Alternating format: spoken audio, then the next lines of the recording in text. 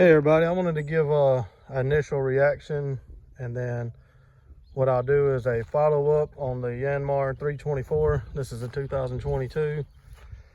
I believe it's a 22, not a 21, but I could be wrong. I'd have to look. I just bought it. It's got 1 hour on it.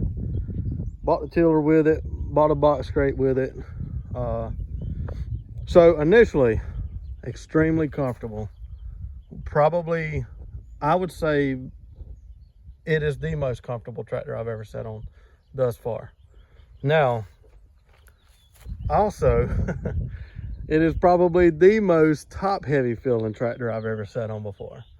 So I spread a little bit of dirt there a few minutes ago just because everything comes off my shop, runs and comes right into my backyard. I'm trying to turn it to go over towards the wooded section. But anyways, just with putting 20 minutes on it, I feel like it's extremely top heavy. I hope I get used to it. We will see. But so far, it is extremely comfortable. It is not nearly as powerful as I thought it was going to be. As far as pushing, if you can see right up here, I got a dirt pile. You can see the difference in the shade where I've been scooping it to put it here. But so pushing into that pile in low gear, it'll spin the tires a little bit, but it just seems like it wants to kill it. I'm hoping maybe as it breaks in, it gets a little better, or as I get used to it, it gets a little better. So far, I've owned a Massey Ferguson GC 1723. I've owned 2 Solus tractors. And of course, you know, some older model, farm model, some 80s and things like that. Right now, generally speaking, I would say this is probably the weakest of all of them as far as pushing in. We will see if that gets better. I hope it does. It's not a very expensive tractor. I think the tractor, the tiller, and the box scrape all together wasn't but $17,800, and honestly, you really can't beat that.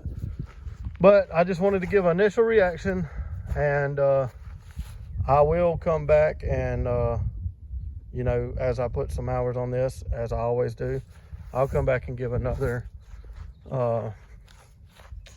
review. If I had to pick a favorite tractor and I could have it hydrostat or geared, I would say that the Solus has probably been my favorite.